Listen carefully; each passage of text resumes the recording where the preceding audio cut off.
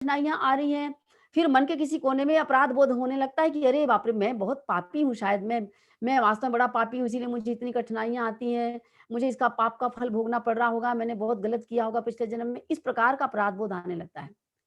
लेकिन ये भी सही नहीं है, क्योंकि कारण बताया गया है कि सारे के सारे जीवन में आने वाले दुःख हैं, प्रतिकूलताएँ, कठिनाइयाँ हैं, वो केवल और केवल हमारे पापों का फल नहीं होती है। तो किसका फल होती है? हमारे जीवन में हमारी परीक्षा भी होती है। वो परीक्षा से आगे निकाल करके हमें तराशने के लिए हमें दुःख के मार्ग से गुज़रना पड़ता है। रोड में ऐसा कोई नहीं होता जो कि बिना किसी स्पीड ब्रेकर के बिना किसी गड्ढे के कोई रोड हो, ज़रूर ब्रेकर उसमें होता है। तो प्रतिकूलताएँ जो होती हैं, वो केवल और केवल दुःख का कारण नहीं होती हैं, सॉरी, दुःख जो है वो पाप का कारण ही नहीं होती हैं। जब हमारे जीवन में बहुत सारे सत्कर्म होकर के पुण्य इकट्ठे हो जाते हैं, तब आपको आश्चर्य होगा, तब हमारे कल्याण का मार्ग प्रशस्त होता है और हमारे द्वारा जो बुरे कर्म किए गए होंगे, किए थे, वो बाहर निकलने के लिए आकुल-व्याकुल होते हैं और वो हमारे ऊपर टूट कर के आते हैं और वो दुःख के रूप में, प्रतिकूलता के रूप में, कष्ट कठिनाई के रूप में आ जाते हैं। कहने को तो वो पाप का फल ही है एक तरह से, लेकिन वास्तव में हमारे लिए कल्याण का मार्ग प्रशस्त होता है उसके आधार पर। तो हम कल्याण का मार्ग अपनाएँ, हमें जागरूकता आए, हमें कोई कुप्रवृत्ति है वो छूट जाए, हम नेक मार्ग पर चलें, इसलिए भी इस प्रकार की प्रतिकूलता, इस प्रकार की दुःख और कठिनाइयाँ झेलनी पड़ती है। बड़े-बड़े महापुरुषों के साथ में, ऋषियों के साथ में सब हुआ है। उनके जीवन में जब ऐसी स्थिति आई तब वो सही मार्ग पर चले और इंसान इतना ज़्यादा ढीठ होता है कि जब तक उसको धक्के नहीं खाने पड़ते हैं, जब तक उसको चेत नहीं आता। अब आते हैं दुःख के प्रकार, कितने प्रकार के दुःख सहने पड़ते हैं। जैसे कर्मों के प्रकार होते हैं, उन्हीं से रिलेटेड है ये दुःख के प्रकार। दैविक, दैहिक, भौतिक। रामायण में आप लोगों ने सुना पड़ा होगा, दैविक दुःख, दैहिक दुःख, भौतिक दुःख। दैविक दुःख कहते हैं मानसिक संताप को, दैहिक दुःख कहते हैं वो है शारीरिक संताप को, मतलब शरीर से जो पीड़ा होती है। मानसिक दुःख में मानसिक का मतलब होता है कोई क्षोभ हो रहा है, मन के भीतर में कोई किसी ने अपमान कर दिया, तिरस्कार किया, किसी ने हमें धोखा दे दिया, किसी ने हमारा बहुत तिरस्कार कर दिया, तो वो जो मन को पीड़ा होती है, मन में हाय मचा रहता है, इसने मुझे ये कहा, वो कहा। शरीर की तकलीफें तो हम झेल लेते हैं, लेकिन मानसिक पीड़ा को झेलना बड़ा कठिन होता है। ये मानसिक तकलीफें होती हैं, ये किसका परिणाम होते हैं? हमारे द्वारा किए गए जो मानसिक पाप होते हैं, उन्हीं के परिणाम स्वरूप होते हैं। दैहिक दुःख जो होते हैं वो शारीरिक होते हैं। कोई हमारा हाथ टूट गया, पैर टूट गया, ये सब शारीरिक दुःख होते हैं। दैहिक दुःख ये होते हैं। हमारे पाप इसी प्रकार के होते हैं जब शारीरिक रूप से, तो शारीरिक दुःख होता है। और भौतिक दुःख जो होता है वो जिसको प्राकृतिक कहा जाता है। कोई प्राकृतिक विपदा आ गई, भूकंप आ गया, रेल पलट गई, बाढ़ आ गया, अतिवृष्टि, अनावृष्टि, कोई एक साथ बहुत सारे लोगों की मृत्यु हो जाती है। ये प्राकृतिक विपदा जो आती है, वो भौतिक दुःख कहलाते हैं, जो प्राकृतिक तरीके से आती है।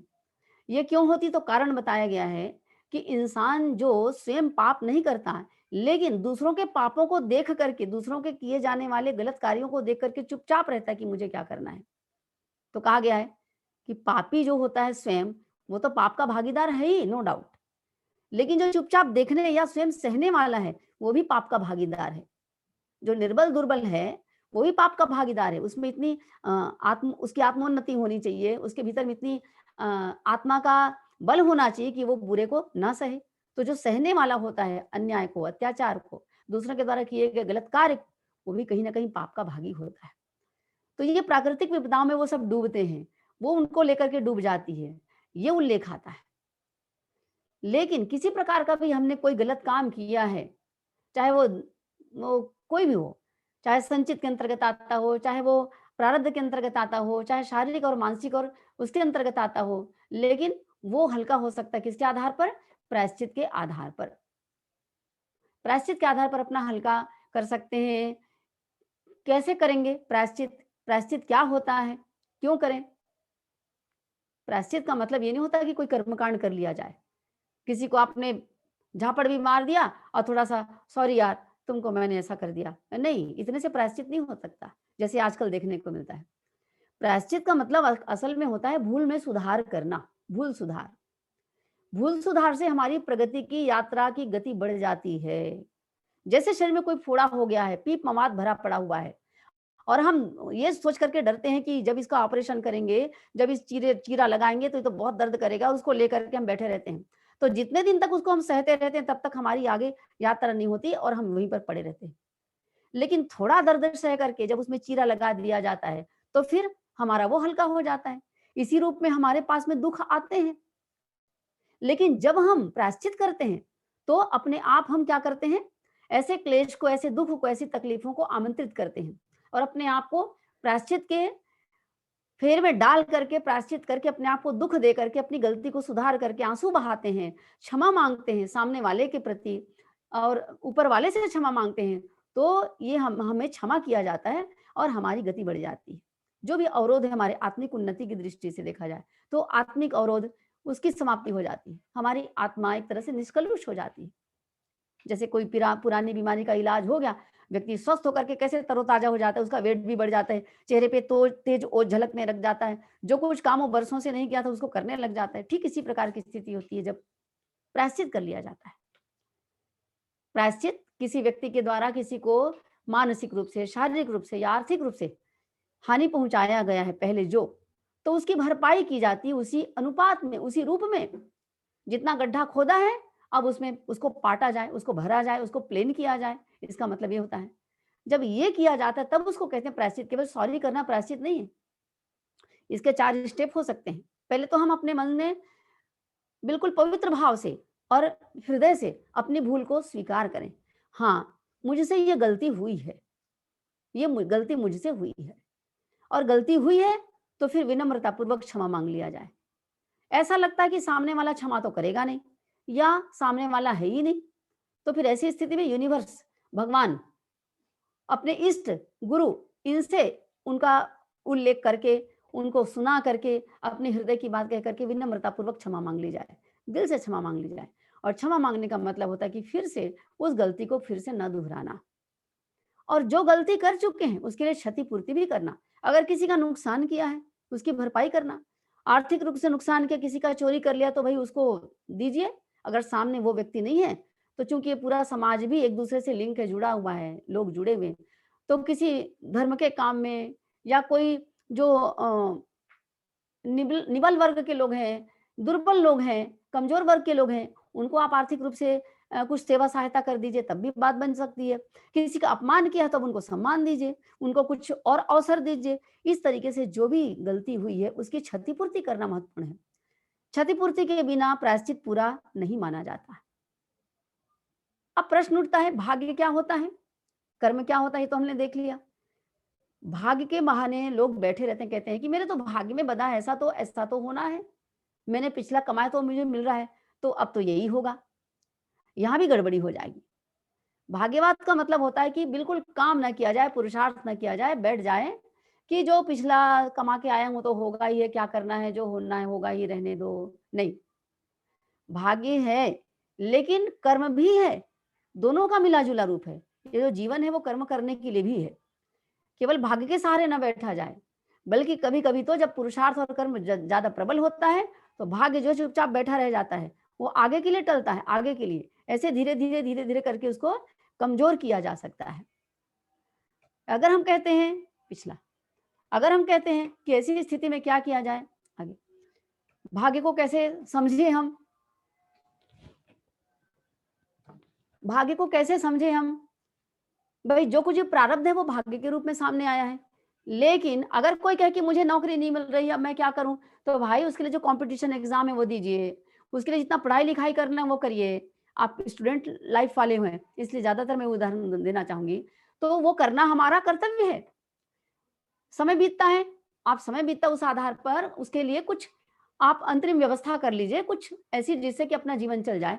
लेकिन उसके साथ में आप भाग्य के भरोसे मत बैठ जाइए कि अरे! अब इतना दिन बीत जाएगा तो मैं क्या करूँगा?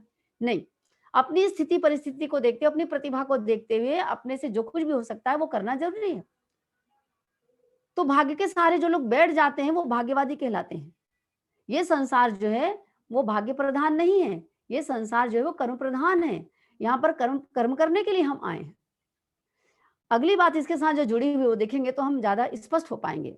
मरणोत्तर जीवन क्या होता है? जब पिछले जन्म की बात करते हैं, भाग्य की बात करते हैं, पिछले जन्म से हम लेकर के आए हैं उसकी बात करते हैं, तो ये उसके साथ में ये जोड़ना ज़रूरी है। मृत्यु होने के बाद पिछले जन्म में मान लीजिए हमारी मृत्यु हुई और इस जन्म में हमने नया जन्म धारण किया। ये उसके बीच में कौन-सा समय था? मृत्यु के बाद और नया जन्म धारण करने से पहले का जो काल था, अवधि थी। कहते हैं कि कोई जीवात्मा लगभग-लगभग 3 साल में जन्म ले ही लेती है। कोई बहुत उच्च स्तरीय आत्मा होती है, लेना नहीं चाहती, उसकी बात दूसरी है। वो 18-20 साल या सैकड़ों वर्षों तक भी नहीं लेती है, ये भी हो सकता है। पास्ट लाइफ रिग्रेशन में देखा गया कि 2-2 सौ वर्ष तक भी आत्मा रहती है। लेकिन जो भोगवादी आत्माएँ होती हैं, ज़्यादा से ज़्यादा जो भोग प्रधान जीवन जीती हैं, जिनकी इंद्रिय लिप्सा इतनी चढ़ी-बढ़ी रहती है, वो 9 महीने में ही, 10 महीने में ही आ जाती है। मतलब इधर से निकली और उधर से किसी के घर में जाके घुस गई, ये होता है। तो जो मरणोत्तर जीवन होता है, बीच का जो काल होता है, वो बहुत महत्वपूर्ण काल होता है, ये भी हम जानें। हमारी जो जीवात्मा है, मरने के पश्चात जो जीवात्मा कहलाती है शरीर को छोड़ने के बाद, वो अपने कर्मों का हिसाब-किताब करती है, उसी के आधार पर उसको नया जन्म मिलता है। उल्लेख मिलता है इसका, प्रमाण मिलता है इसका कि जैसे ये हमारा पृथ्वी लोक है, इसी प्रकार से सूक्ष्म जगत है। ये स्थूल जगत है हमारे लिए, हम इसको आँखों से देख रहे हैं। वैसी वो सूक्ष्म जगत है और वहाँ पर जीवात्मा अपने कर्मों का हिसाब-किताब देने जाती है। वहाँ पर जो श्रेष्ठ आत्माएँ उन्नत स्तर के जैसे अपने अधिकारी होते हैं, अपने माता-पिता होते हैं, हमसे श्रेष्ठ होते हैं, उन्नत होते हैं, वैसे ही वहाँ पर वो हैं और वो बड़े प्यार से कढ़ाई में तेल डाल के कोई नहीं खौलाता। ऐसा उल्लेख कहीं नहीं मिल रहा है। पास्ट लाइफ रिग्रेशन में ऐसा देखने को नहीं मिल रहा है, बल्कि बड़े प्यार से उनको ये सामने दिखाता है जैसे कि हम टीवी पर स्क्रीन में देखते हैं, अपने द्वारा डांस किया है, नृत्य किया, उसको देखते हैं, देखो, देखो तुम कितना अच्छा डांस कर रही हो, देखो यहाँ पर तुमने मिस्टेक कर दिया, देखो, देखो, देखो। तो उसको रिवर्स भी पीछे जा सकते हैं, फॉरवर्ड भी कर सकते हैं। इसी प्रकार से पूरी लाइफ का लेखा-जोखा लेकर के वहाँ पर बैठा जाता है, उनको दिखाया जाता है कि देखो तुमने इस समय इतना अच्छा किया था, इस समय इतना बुरा किया था।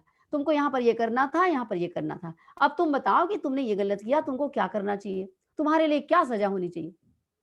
और उसकी आत्मा वहाँ पर इतनी प्रकाशित हो जाती है, वहाँ पर इतना प्रकाश है, इतनी पवित्रता है वहाँ पर कि वो रोने लगती है कि ये काम मैंने किया, मैं ये बेवकूफ़ियाँ मैंने की है, ये मैं हूँ और अपने आप अपने लिए सज़ा निर्धारित करती है। दंड भगवान नहीं देते, हमारी जीवात्मा स्वयं हमें दंड देती है कि मैंने ऐसा किया है तो मुझे ये मिलना चाहिए, ये निर्धारण हमारा है। इतना ही नहीं, हम कहाँ जन्म लेंगे, किसके पास जाएँगे, क्या जाएँगे, चयन भी हमारे हाथ में है। जीवात्मा स्वयं चयन करती है। अगली बात, कुछ शिक्षण वहाँ पर होता है मरणोत्तर काल में, लर्निंग होती है आत्मा की। जिन परीक्षाओं से पिछले बार वो गुज़रा और वो नहीं चेता, तो फिर से उसको वो सिखाया जाता है कि ऐसी परिस्थितियाँ आएँगी, जब ऐसा सिचुएशन आएगा तो आप कैसा काम करोगे और कैसा स्टेप उठाओगे, उसे सिखाया जाता है। और वो सिचुएशन आते हैं अगले जन्म में और वो उन शिक्षणों के आधार पर यदि अपने आप को कर लेता है, पास हो जाता है, यदि नहीं कर पाता है तो फिर से कई जन्म तक उसको वही परीक्षाएँ देनी पड़ती है। वही परीक्षाएँ देनी पड़ती, करुणा की परीक्षा, ममता की परीक्षा, अपने षड्यंत्रकारी जितने भी दुर्गुण हैं, दोष दुर्गुण को हटाने की परीक्षा, सब प्रकार की परीक्षाएँ जो आरंभ में बात हुई थी। और ये जो हमारा मानव योनि है, वो दोनों हैं, भोग योनि भी है, कर्म योनि भी है। अर्थात जो हमने किया उसको भोगेंगे भी, अच्छे का अच्छा, बुरे का बुरा और भगवान हमें नया कर्म करने के लिए नए अवसर भी देते हैं ताकि हम कर्म करके श्रेष्ठ कर्म करके आगे बढ़े। तो ये कर्म योनि भी है, इंसान का जीवन है। ये जो मैं जिसको हम जीवात्मा कहते हैं, वो आत्मा का निवास स्थान माना जाता है। जैसे पृथ्वी लोक है, उसी प्रकार से ऊपर जीवात्मा जगत में उस काल में मरणोत्तर काल में आत्मा रहती है। ये हमारा जो पृथ्वी लोक है वो हमारी कर्म स्थली है, हमारी भोग स्थली है और हमारी परीक्षा स्थली है। हम 3 काम करने के लिए यहाँ पर आते हैं। ये हमारा मेन काम है और इसी आधार पर हम यहाँ पर चलते रहते हैं। इस जगत में जब जो भी व्यक्ति इंसान आता है, हम आए हैं, वो उद्देश्यपूर्ण तरीके से आया हुआ है। जो व्यक्ति ये जानता समझता है, वो बहुत फूँक-फूँक करके चलता है। सारे रामायण, महाभारत, गीता सब में ये बात कही गई, भगवान कृष्ण ने समझाया है। भागवत में हम पढ़ के देखेंगे, गीता गीता में पढ़ के देखेंगे, इस बात को हजार बार समझाया गया है और बार-बार समझाते रहते हैं। महापुरुषों ने जिन्होंने अपने जीवन की प्रयोगशाला में सब कुछ करके देखा, वो नाना भांति समझाते रहते हैं। एक उद्देश्य तो है कि हम अपने आत्मस्वरूप को जानने के लिए, आत्मज्ञान पाने के लिए, मतलब आत्मस्वरूप को जानने के लिए, अपने आप को पहचानने के लिए कि मैं कौन हूँ, कहाँ से आया हूँ, कहाँ मुझे जाना है, मेरे रहने का, जीने का तरीका क्या होना चाहिए। ये सारी चीज़ों को जान समझ करके अपनी आत्मा को ज्ञान प्राप्त करने के लिए आता है। 1 नंबर 1। दूसरा, कर्तव्य पालन करना ये उसका महत्वपूर्ण कारण है। कर्तव्य पालन करना। गुरुदेव ने ऊपर वाली जो नंबर 1 पर है ऊपर आत्मस्वरूप को जानना, मैं क्या हूँ किताब लिखा है गुरुदेव ने उसमें कहा है उन्होंने कि अपनी आत्मा का कल्याण करना बहुत ज़रूरी है।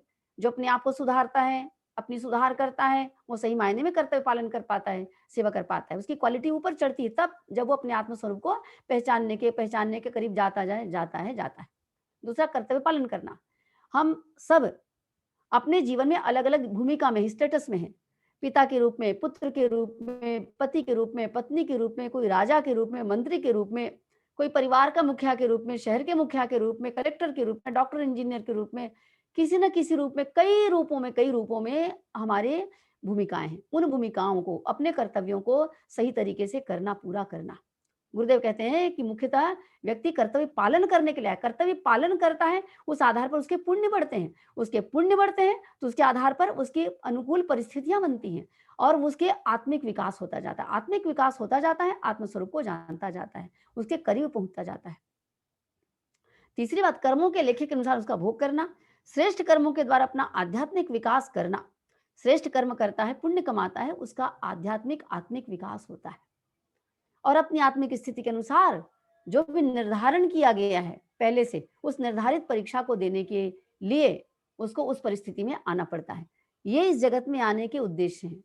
इससे भूल करके हम अंधकार में रह करके अक्सर ऐसा हो जाता है, भूलें हो जाती है कि हम बस सामने देखते हैं और प्रतिस्पर्धा में दूसरों की देखा-देखी या कुछ भी ऐसा करते रहते हैं। कहा गया है कि प्रत्येक व्यक्ति की परीक्षाएँ अलग-अलग होती हैं, क्योंकि उसका लेवल अलग-अलग है, उसका स्तर अलग-अलग है।